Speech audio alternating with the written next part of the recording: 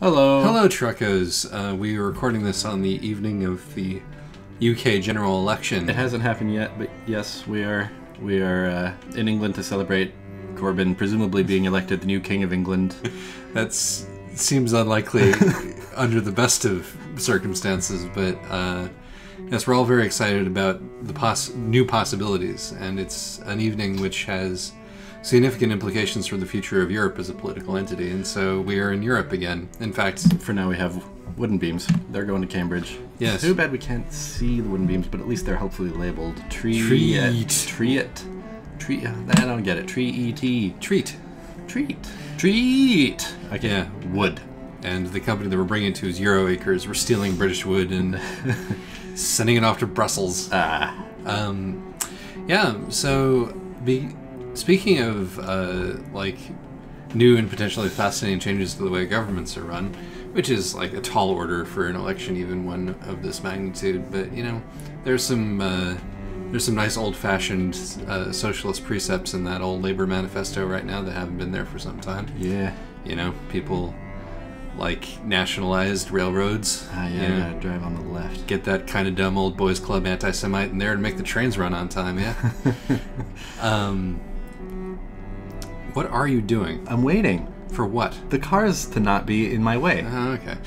I was wondering why you were pointing that other direction. It's because I'm not very good at driving on the left. You remember this? You remember I have avoided England for so long for this reason? Oh man, but I think I feel like driving on the far left is all that you've been doing lately. An alternate world where we drive on the wrong side of the road is sort of germane to the subject of this truck. More like German. We're driving a Mercedes.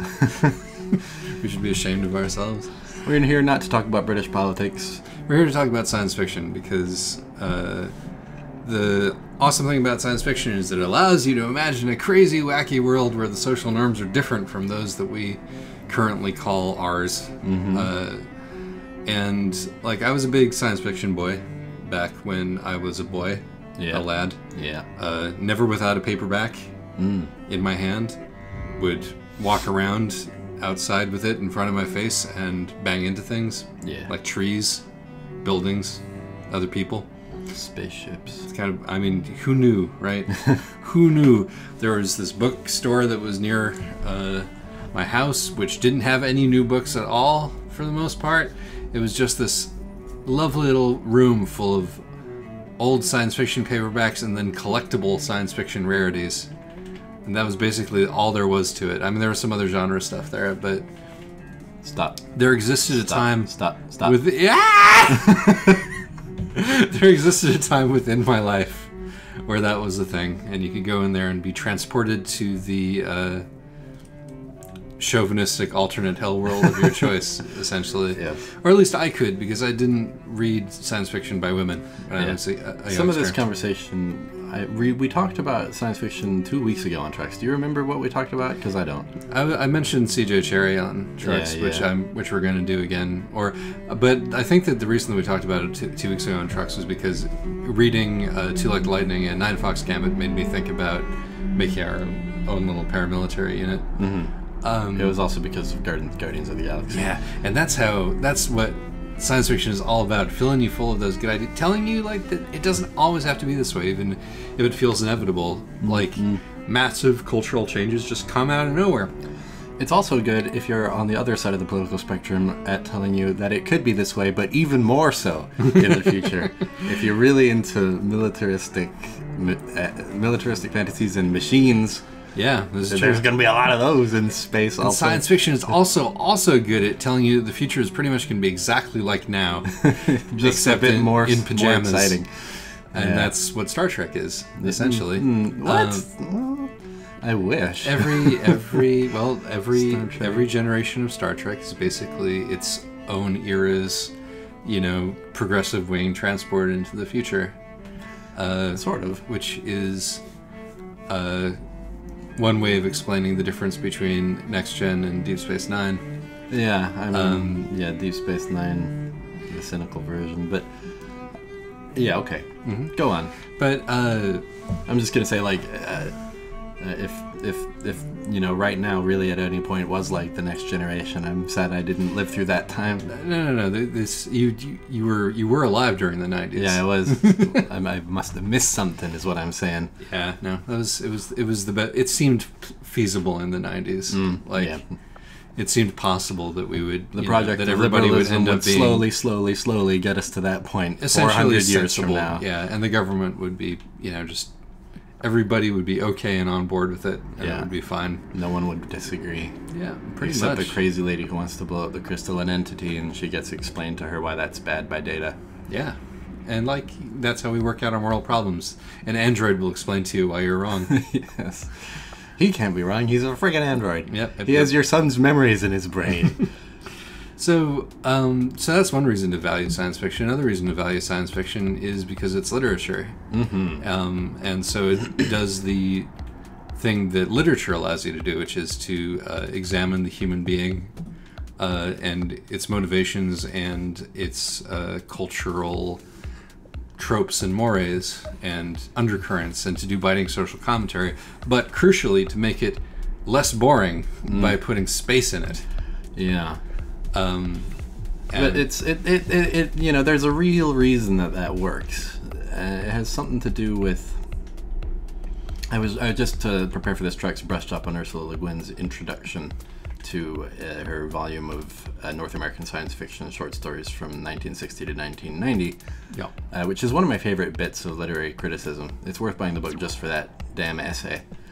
But she spends it kind of meanderingly exploring science fiction, and she talks about this idea of what science fiction is for a little bit. And she said something that I thought was interesting, which is that I'm going to paraphrase this very poorly, but it's that science fiction has a unique ability to kind of brush up what hasn't happened against what is happening, and to create a kind of, what's the word? Not like the thing that happens when two things rub together. Not friction. I guess you could say friction. That definitely happens when two things rub together. Yeah. It's not the word I'm looking for, but it'll do. It's an event horizon. It's quantum foam. Yeah. Waves breaking. It's a juxtaposition, I guess. Yeah, it's a way out. A way forward, an exit strategy, or a cautionary tale. Exactly.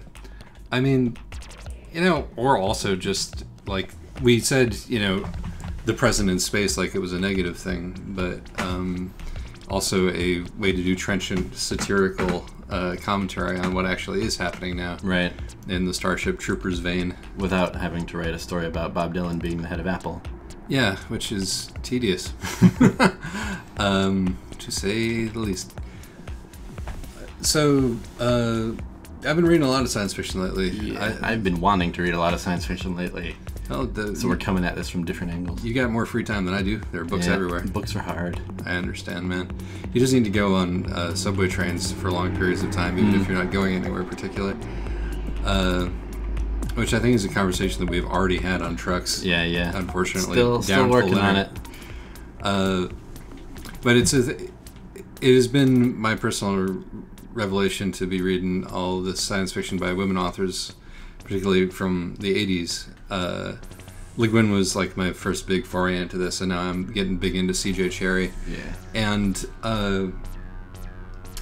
I think it's like the big science fiction authors are all, I mean, and I think I can say this with a relative degree of comfort, egomaniacs to a greater or lesser extent. Like their personal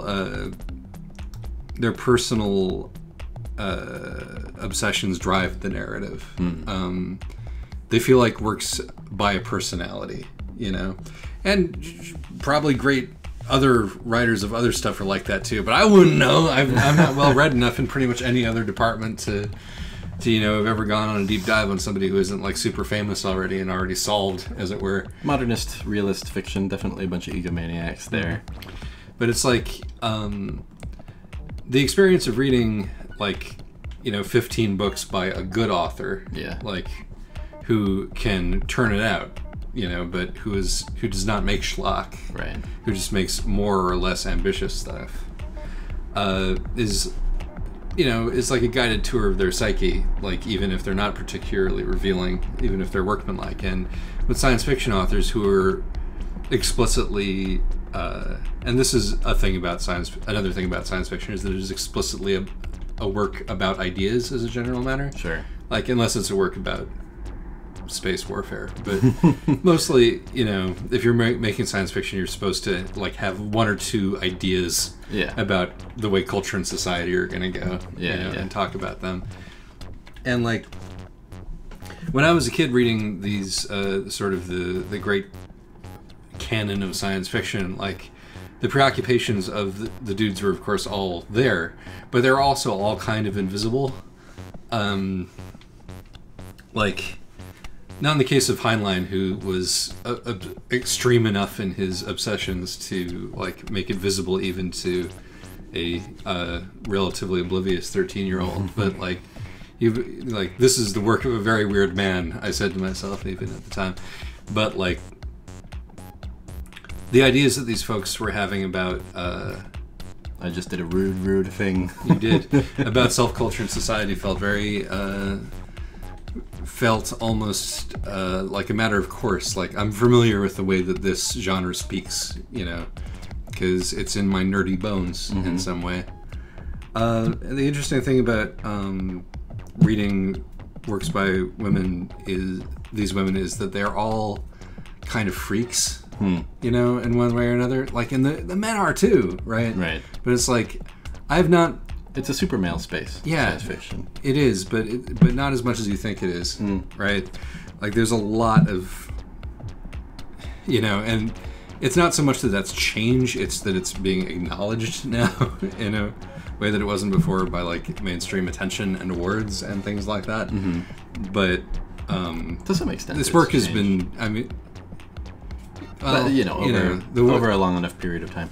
But women write this stuff, and they have for decades and decades.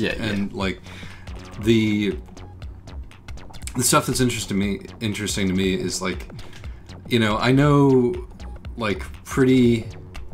It seems almost a matter of certainty that C.J. Cherryh, like, cares about two things in this life, and one of which is trade goods, and the other of which is psychologically damaged men, psychologically damaged, vulnerable men. These are, like, things that male writers love to write about. Yeah. But the psychologically damaged, vulnerable men are, in her books, always being preyed upon by sexually aggressive older women. How interesting. And, like, she comes at this again and again and again from all different angles, and, like, from, you know, just sort of it's a boys' club, except it works the other way on the one hand, to, you know, active sexual assault on the other. And it's all about, like, holding this up, you know. It doesn't feel like the sort of tedious, what if in a topsy-turvy world white people were the oppressed ones, you know, kind of thing. It's more like holding it up, making the, like, not just, like, gender swapping it, but making the motivations involved seem, like, legitimately and honestly like they're coming from a female perspective. And then just holding it in your face so you have to see it. How can you... It's just like... it's normalized but consequential, like, in, you know, in a serious way. And it's like... It does that trick which I really like, where it's like the author is in the space of the thing which the author can't stop talking about, which in some level means the thing that the author is getting off on, but is also, like, just absolutely holding it down to the table and being like, what are the consequences of this? What are the consequences of this in terms of the social network around this taking place? What are the consequences of this in terms of, like, the actual outcomes of the plot, you know, in this situation? It's like it's an investigation of power and violence, but we talk about power and violence so much in all art, right, that again it tends to become invisible, and it's just like even the thing of switching around the principles and, like, really and doing it in a way that feels not gimmicky but honest. It makes it visible again? It makes a whole swath of things visible again. Like, down from motivation to consequences to ways that these things slot into society visibly and invisibly. There you go. Yeah. That juxtaposition, that subjunctive reality. And it all happens in space. And there are clones. That's good. We like space. We like clones. It's all good stuff. I like...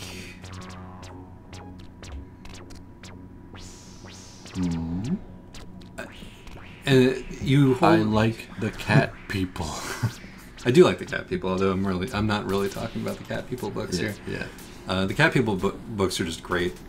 They're chill. Yeah, Nobody gets raped in the cat people books. That's good. It's good to have books where that doesn't happen. Yeah, it's a much safer place to hang out. You know, some bad things happen because she does need to get her, her unstable mind broken dude in there. But on a slight tangent here, we brought up that science fiction is traditionally very male.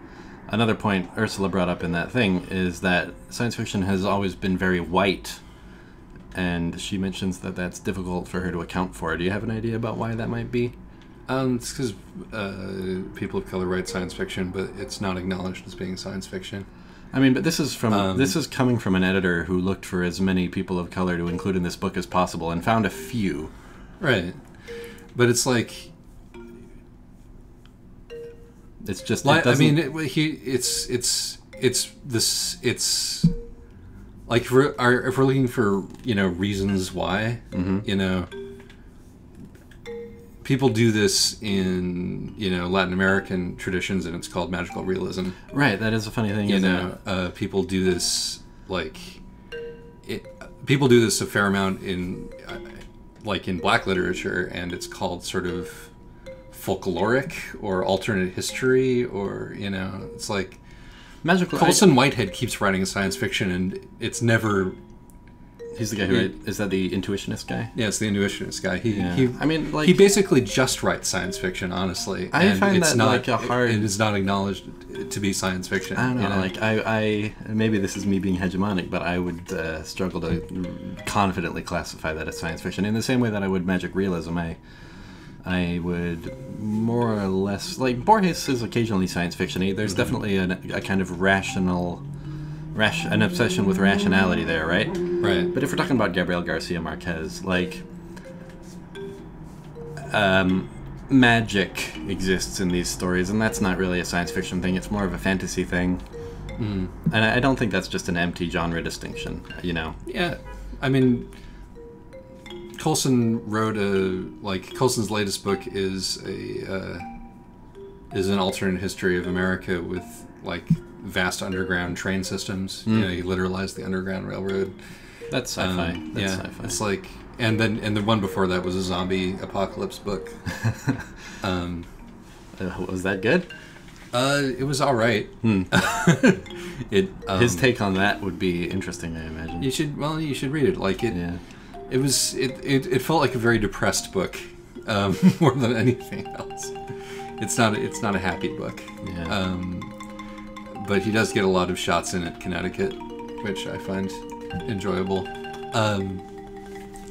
It's called Zone 1, and but there's that reason, and I have another hypothesis. Yeah. Which is that if science fiction is defined by its kind of fixation on scientism, on the kind of veneer or tools of rationality, could this mean that those ideas are in some way a particularly white set of ideas, or that they are hegemonic in an unseen way, that they're set up in a way that benefits those who are able to define them? Well, I think that possibly the conversation that we just had might be a reflection on that. SF can mean science fiction, it can mean speculative fiction. Sure. You can say that the hallmark of science fiction is that there is science in it and technology. It's, the plot is driven by technology. Or it can be, imagine if the world was fundamentally different in a particular way. Right. And developed particularly differently. And if you use that, it expands again to envelop some of the things that we call fantasy or magical realism or alternate history or whatever there. Right. So it's possible that the reason that we find it constrained to those ideas is because of the way we construe it rather than because of what its actual possibilities are. Sure. I would I would say that maybe a different take on this thing that doesn't I mean, there's definitely the sort of thing where the discourse that you're touching on is sort of related to this, to what I'm about to say, but I might make it more explicit. Like, most science fiction that is like classic science fiction, i.e. has to do with space travel, is a colonialism narrative. Yeah. You know, in one way or another. Like, it's Wild West. Right. And the good guys, for the most part, are the folks expanding out and consuming everything. Yeah. Which, from the perspective of the culture being consumed, is less interesting and fun. But you don't have to be in space to be sci-fi, of course. Like, there are stories in sci-fi that don't have to do with, you know, this is a thing that happens to society, or they could basically be magical realist narratives, except that the thing is somewhat scientifically justified, even if it's scientifically impossible. An example is given of, like, I think it's a Herbert Shaw story. I mean, that sounds to me like the name of a 19th century English poet. I mean, whatever. If we're talking in this way, like, if Ursula is saying that, like, Ursula Le Guin's most famous book, The Lathe of Heaven, is essentially that. There's absolutely no. I mean, she does write. It's just magic. She writes fantasy sometimes, like, by. But Lathe of Heaven is pretending to be science fiction. Interesting. I mean, and it is. It's like, what if there was a person whose dreams became real? Right. And then there's a lot of sort of science around that. She talks about a similar story in this thing too, but I can't remember that example as well. The one I have in mind, this one by a person whose name I think is Shaw, is called The Light of Years Past or something like that, and it's someone just invents a special kind of glass that light passes through more slowly, so what you have then is a literal window into the past, and just, I don't know what happens in the plot of this thing, but, like, that's the device the story's based around, and it's not like, that's not about a societal movement. It's kind of about a piece of technology, except it's clearly not a real one. You know, that's much more a kind of pretend, rationally justified bit of sentiment, you know. It's right. But that's clearly science fiction, because attention is paid to how this might come to exist, you know, and the consequences it might have in the world. Yeah, I don't buy that is that instinct to explain is particularly a white people thing. No, yeah, I don't mean that. And or, like, I mean, what you were going for earlier is like this this focus on top-down sort of colonial Victorian style rationality above everything, educate the savages thing is, you know, a white people way of thinking. So, sort of, I guess. But, like, I would say that probably during my lifetime, like, science fiction has been such a multiracial, multigender thing to do. Yeah. You know? And, like, in the 1950s, it was ruled by white men, most of whom, and many of whom were Jewish. But that was, like, it was also, like, the club of people who knew each other and were working on in a particular literary claque, who also, like, edited everything and knew everybody and was sleeping with each other's wives and controlled everything. Yeah. And occasionally, you know, got up to really sort of horrific cult-like behavior on the side. Yeah, like, yeah. It's partially just like it was such an exclusive thing because it was the product of a real in-group. Yeah. And as that generation has passed away, it has become, you know, wider. Like the winner of the Hugo last year, although of course there's active, you know, cavilling around the Hugo, but the winner of the Hugo last year is Chinese, you know. Right. The winner of, you know, what should be the winner of the Hugo this year, which is Nine Fox Gambit, the author is Korean American, you know.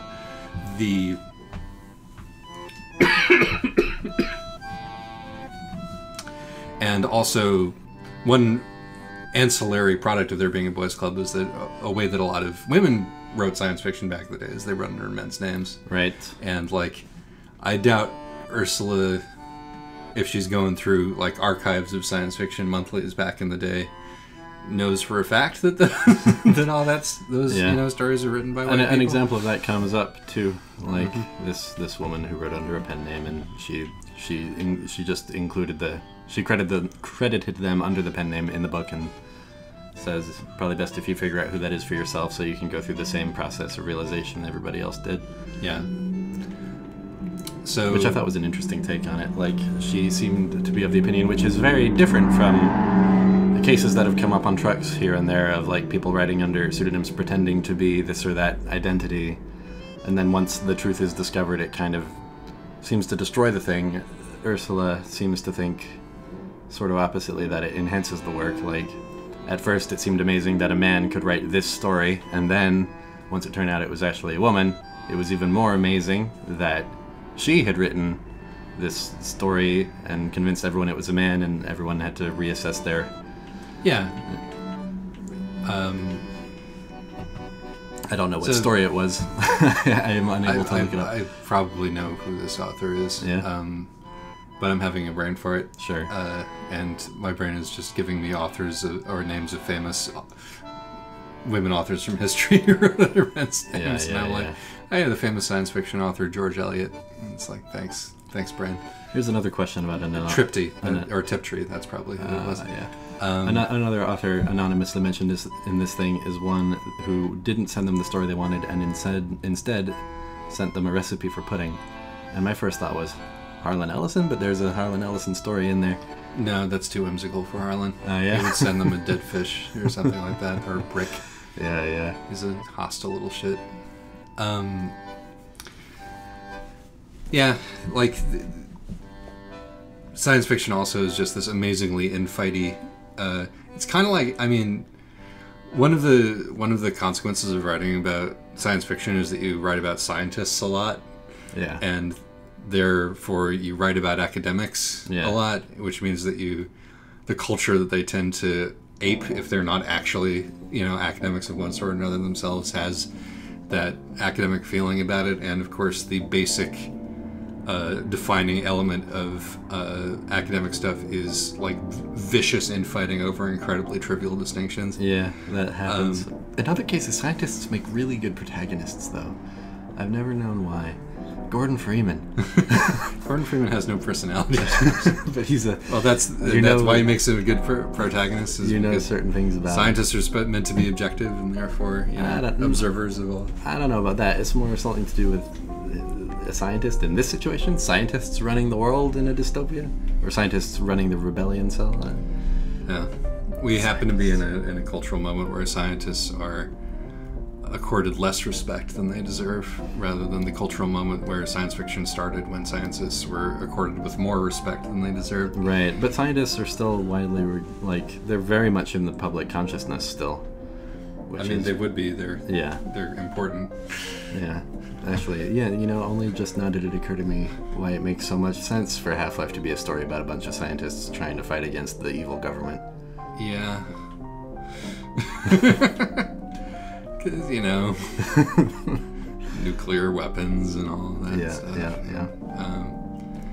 All these big metaphors coming home to roost. I like science fiction, by the way. Yeah, me too. I mean, clearly I do. I mean, it's been a source of cows. Cows? Yeah, there's. I missed them. You missed the trailer full of cows. You should. When you watch this back, you should definitely make a point of annotating the trailer full of cows. Could you see physical cows? Yes. You can do cows in this game. I've never done cows. I feel like we should be allowed to move cows. If that guy had cows, we can do cows. Yeah. I bet you. Man, I wonder if it's like a super rare just drop, the cow drop. I wonder if it's just called cows, or if it's called something boring like livestock. As opposed to the cattle. Thrilling word cows. Cows. Yeah, come on, imagine seeing that right here. Cows. Cows. 22 tons of cows. That's a lot of cows. Yeah. Yeah. I bet it's possible. I want to. But that was incredibly distracting. Sorry. I feel like we were on a good train of thought. Yeah, maybe we were. I think the last thing you did remember. was, I like science fiction. That was pretty much where we left it. I thought. Yeah. Okay. So we're losing the thread a little bit. It's important to me. What I was going to say was that, like, you know, I definitely thought of myself as being part of the science fiction fan community when I was a youngster. And then I stopped feeling like a part of that community when it became clear to me that that community was A, kind of toxic, and B, had many preoccupations which I was expected to share with it, which I did not. Mm-hmm. And then, you know, having dabbled in a bunch of differently toxic fan communities over the years, like, you know, anime, like Homestuck, which is an anime, and science fiction. Yeah, and like rock music, and all of the various other things that I have been into over the time. There's a certain probity to old school science fiction fandom, which I respect. Define probity. Gravity. Dignity? Dignity? Because at the bottom of it, you know, old Art Deco rocket ships. I'm never, as the last week of my blog has borne out, I'm never completely able to convince myself that anime isn't just thinly veiled porn. You know, science fiction is also occasionally that. That's the thing, right? There's more plausible deniability in science fiction, and it's like I'm talking about these women who, or like Cherry particularly, and other women particularly from that era. Like, I don't know what it was about the 80s and like women in science fiction and fantasy, but like between Cherry and like Marion Zimmer Bradley and, you know, Anne McCaffrey, there was a bunch of really weird psychosexual bullshit going on there, which maybe it was just like that was the time when it comes out. Men had the 70s to experience all that. And drug world was a big deal in the 80s in general in literature, I think. That wasn't just science fiction. What was? Drug. I didn't say anything about drugs. You said psycho. You said psychosexual. I said psychosexual, yeah. Okay, yeah. Similar veins, I think, though, like that kind of psychological narrative type of deal. Things got a bit trippy. It was the me decade, right? So it was like people being better or less better at indulging their own desires in a fictional space. And what does that mean when a woman does it versus when a man does it? It's all open for discussion, as long as, you know, right up to the point where Bradley helped her husband abuse a lot of kids.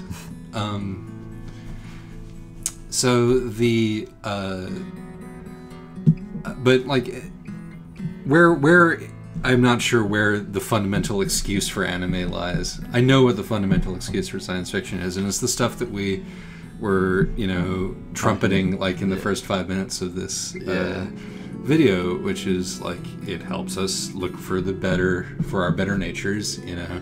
It helps us explore different ways of government. It helps us imagine what like living in a world that is not controlled by capitalism is like, because that world did exist at one point. It was brutish in other ways, but it did exist at one point, and it could exist again. It's so interesting how science fiction does that, even when it's talking about a world which is even more brutishly controlled by capitalism. You know what I mean? In what sense? I guess it has to do with that subjunctive thing I was talking about earlier. You know, it shows you a more extreme version of what you're in, so you can better imagine what you can better see its parameters. Yeah. And imagine its absence. Or like the thing that Le Guin herself is so good at is like showing you a world where that does not obtain, and she is crazy good at that. Hammering away, like hammering away by not hammering away by treating it as such a normal thing, you know, and like the story isn't about this part of this world, about this aspect of this world. It just, you know, this is where this story takes place. Yeah. You know, it's like, oh, we could probably do better, you know?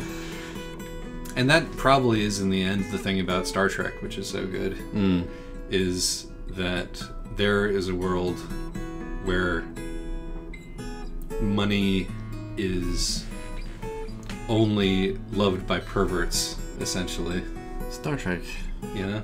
The thing for me about Star Trek is that it's basically... It somehow manages to use science fiction as an excuse to do, like, 19th century melodrama. You know, morality plays, some of which is just awful. Like, here's the good diplomat dealing with the barbarians. Watch him make the smart argument. But even then, his arguments are somehow good enough to be... I mean, it's just Patrick Stewart. You can't beat him. But, yeah, but this is... I mean, that is, I think, a separate issue, which is that science fiction is often quite bad. Yes, but 19th... So is melodrama. Yeah. But, like, but that's the thing. That's not what you would think science fiction is for, and yet here it is doing this excellently. When you put this in space, you're allowed to have a planet that represents a single social problem, even though that's obviously extremely reductive. Yeah. You can totally get away with it. Star Trek, I mean, it's science. It's like it's Gulliver's Travels, isn't it? Yeah. You know. Science fiction, though, like, it has one of the things about it which is rewarding in that way is that, and Star Trek demonstrates this, is that you can't do any kind of story in science fiction. You can do like multi-generational family Bildungsromans. You can do coming of age. You can do a picaresque. You can do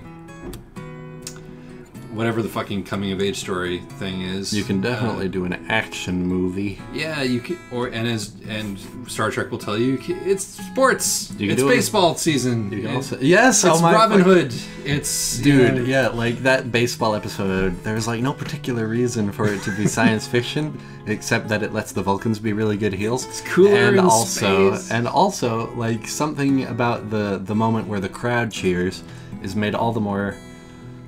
Here's how that functions. It becomes a character moment between Sisko and Rom purely. The crowd, if you don't remember in the climax, the player that Sisko kicked off the team for sucking, the dopey Ferengi Rom, when it's clear that they're going to lose the game and the bases are loaded, their team can finally score. Sisko is sent to the bench because he pokes Odo, the umpire, and that's illegal. And he sees Rom like sitting on the bench, and some crazy stuff happens. Sisko says, "That's why I love this game. Anything can happen. You never know what's going to happen." And Rom goes, "It looks like fun." And Sisko's inspired, puts Rom back in the game. And as he steps up to the plate, Sisko activates the audience and has them cheer for him. So you see, like, the audience becomes... It's not that this crowd is excited, it's that Sisko wanted to create this moment. And there you go. That's science fiction doing its thing. Yeah.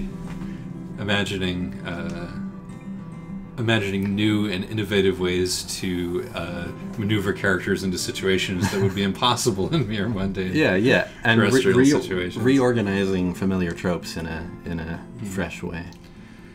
Yeah, you know, another thing Yeah. about that sort of I know why this feels strained. Is because we're in Europe, and so it's taking like 15 minutes longer than usual. We're almost at the 40-minute mark, which I guess... Yeah, it's going to take us a little longer than that. Yeah, it's hard. I don't know how to guess the right lengths in Europe anymore.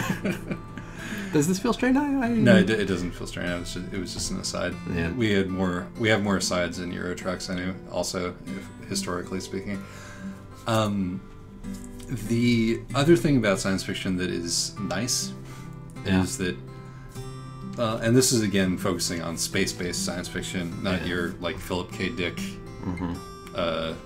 Psychological horror / stoner paranoia / actually schizophrenic person's. Ursula Le Guin doesn't wanderings. like Blade Runner. That makes me sad. Blade Runner is poetry in motion. Cool. That you straight up interrupted me on Sorry. my way to whatever point I was a trying tangent. About Philip K. Dick. That was actually a tangent that I inflicted upon myself. The point that I was trying to get at was that it's science fiction that goes off into space posits that the human project is not finite. You know, the reality of the universe, the best we can understand it, suggests that we're probably never going to escape this planet. Right. And that we're also probably never going to meet anybody else. Right. And so the entirety of human civilization is essentially just going to pass away. So maybe a foolish optimism on the part of the space-based stuff.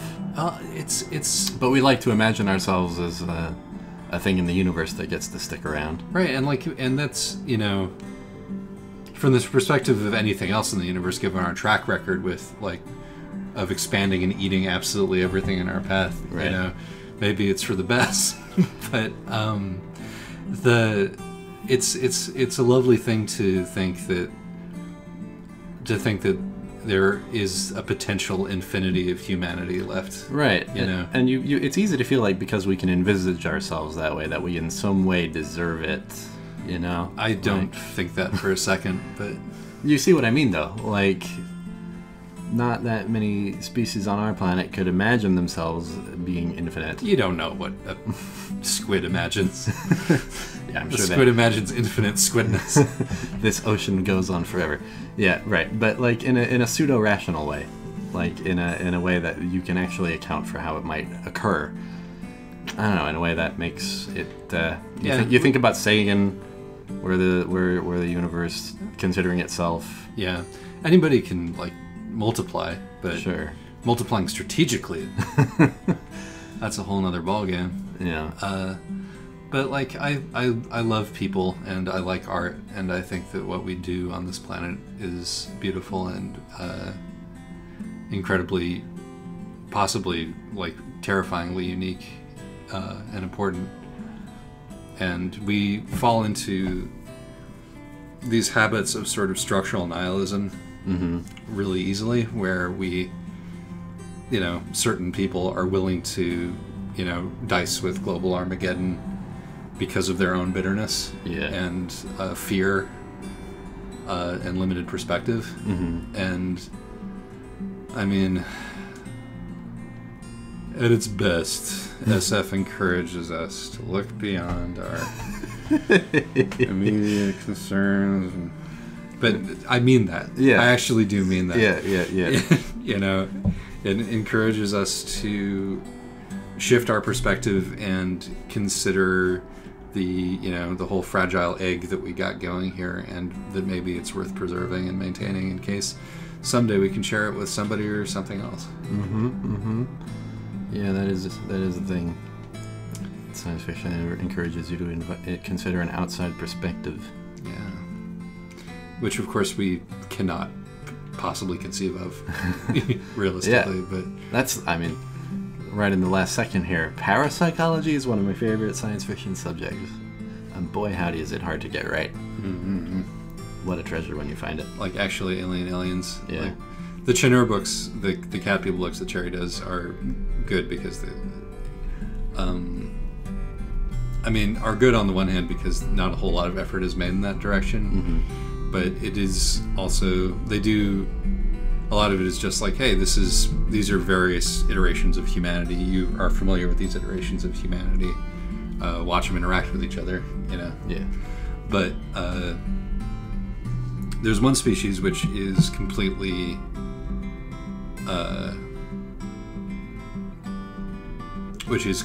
incapable of empathy, essentially, and whose value system is all about acquiring power and dominance and fucking other individuals over until you're at the top of the heap. Yeah. And oh shit. The easy thing, the easy thing would be to do is oh, okay, that's evil. Yeah. Those are the bad aliens. And what Cherry does is how does that function as a spacefaring? How do you get to being a spacefaring civilization if that's how you feel? What are these guys actually going to be like under those circumstances? And maybe they're useful, And that's interesting to me. Because there's a thing in there that is what is, again, because we can't actually step outside what the range of thought behavior that we can conceive as human. It's oh, it's a race of psychopaths. That's interesting, but it's also yeah. Well, how can this be played to the best advantage of civilization? Yeah. And I think that's great. Yeah. It's great when you like can come up with the filthiest and most terrible stuff and be like, where does this belong?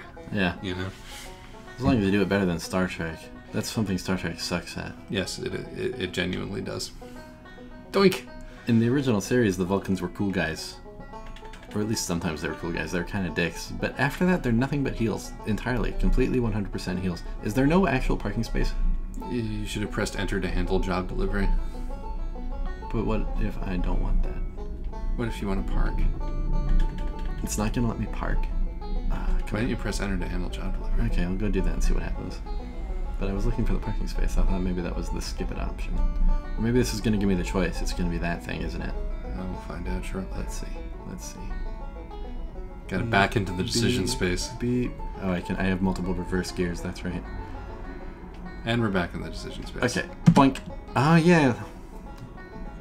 Where do you need it? Let's play it safe. Or, sorry, I'm in a hurry now. Let's play it safe this time. Okay. It's been a long trek. Yeah. Oh, that was really cute.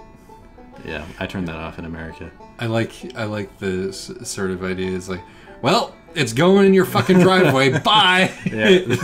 I gotta run. That's your choice. I got a train to catch. Yeah. No tip for that truck driver. You missed. You need to back up. Hello. Hello. Hello. Hello. Oh. Yeah. You were in this green zone. I missed it. And you just didn't notice. Okay. It's a reasonable choice. Good stuff. Not bad considering that it was in the UK. We're gonna... Has Corbyn won yet? Yeah, he's not gonna be prime minister. Has he won yet?